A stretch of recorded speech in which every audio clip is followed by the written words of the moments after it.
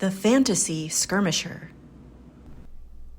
Hey everyone, this is Nevin. Welcome back to the Fantasy Skirmisher. In the last video, I did a reboxing of League of Dungeoneers and got everything to fit back into the box and have it close flush. But the one thing that did not fit, of course, are all the plastic doors, all 25 of them. So what did I do with them? Well, I painted them. Well, except for 5 of them. And the reason why I didn't paint these 5 closed doors is, well, because I'm out of primer. But I did paint 20 of them, and I just wanted to share a couple of paint schemes that I did where you could do this very quickly and also cheaply. So I've got 2 sets here and 2 different schemes, and I'm going to go over those right now.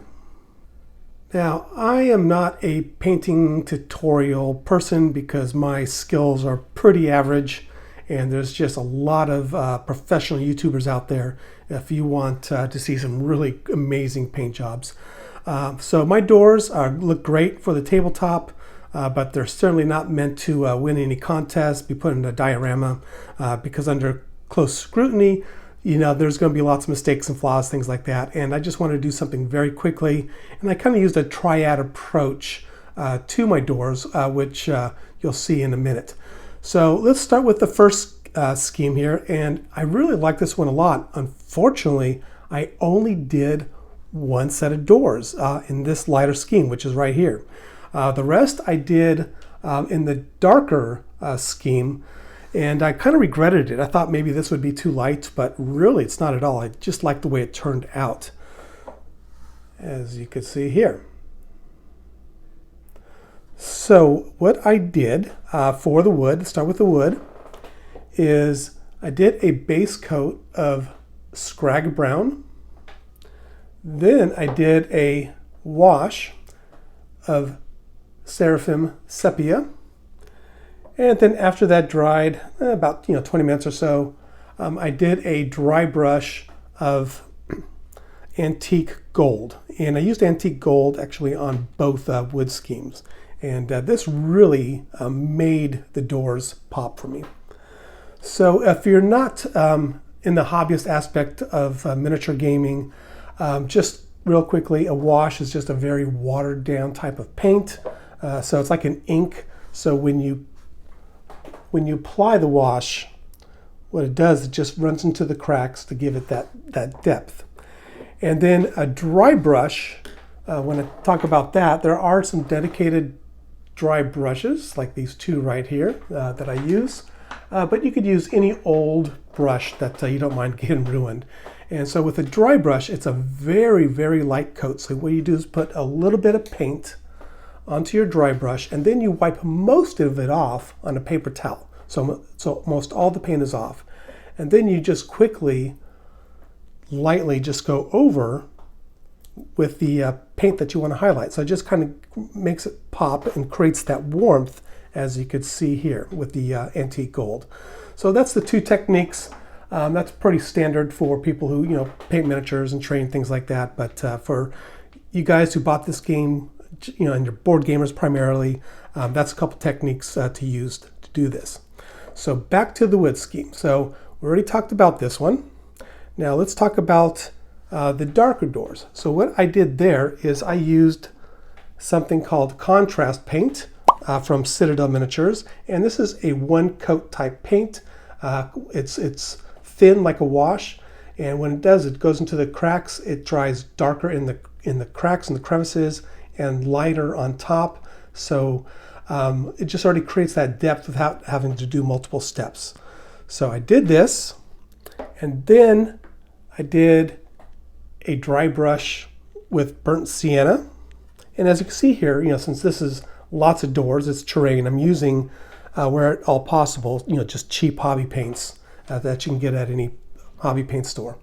And then of course I also use the antique gold. As you can see here, just kind of gives it a little bit of warmth, a little bit of variation in the wood. And that is what I used for the majority of the doors. I wish I would have done some more of these, but I ended up, for whatever reason, doing the rest here. But when you do it in assembly line fashion, it moves pretty quickly. So after the doors, I did the stone. So what I did is I did a base coat using cheap hobby paint, neutral gray, and it was a darker type of gray.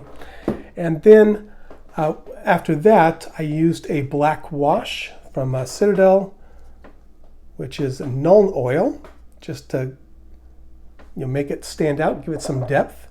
And then I dry brushed it with a couple different paints. So I've got weathered stone here, and also there we go, stone gray. And so I did the darker one and then the lighter one just to give it some more definition.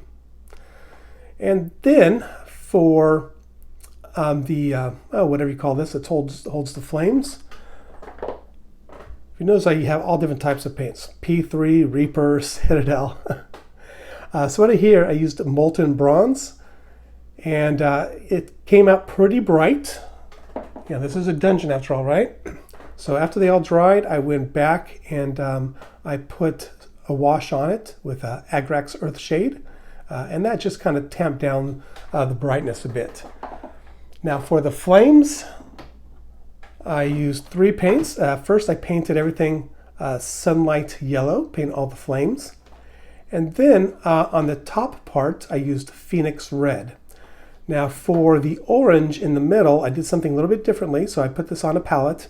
I added some water just to make it a little more runny. And then what I did is I put the orange in the middle there. I used a couple of coats just to kind of blend in the yellow with the red. Just so it makes the flames look great. Again, close scrutiny, it's not going to look that great, but it doesn't look bad, and it looks fantastic on the tabletop. Now for these 2 light colored doors, if you notice there's some green that I added in here. What I did is added another wash. Here it is, Beltan green, because I figured this door here could be the outdoor one, the one that they go from outdoors into the dungeon. So this could be my dedicated door for that. Now finally, we've got the metal. So what I did is I painted in like a shadowed steel, and every paint company out there has like a dark type steel paint. And then after that, I just highlighted, with Runefang steel, which is the lighter, more base type of steel, just to give some highlights. And I did that mostly on the rivets. And then I used Null Oil, the wash, just to get around the bases, around the rivets, just to give it a little bit more depth. And that was all there is to it. It was just a matter of, like I said, doing it assembly line style there, and I was able to get through it pretty quickly. Now let's take a look at what these doors look like on the table. So I'll get that set up now.